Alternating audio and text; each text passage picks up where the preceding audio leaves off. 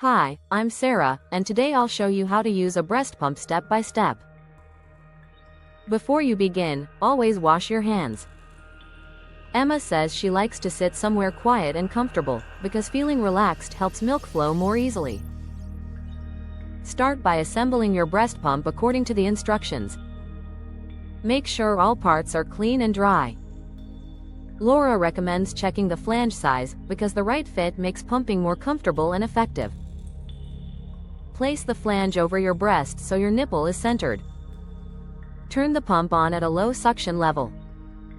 Rachel suggests starting gently and slowly increasing the suction until it feels comfortable, not painful. Pump for about 15 to 20 minutes, or until milk flow slows down.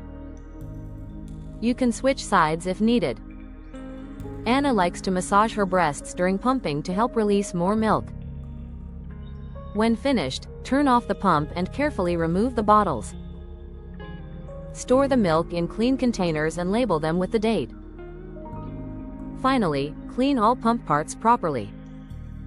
With practice, pumping becomes easier and fits naturally into your daily routine.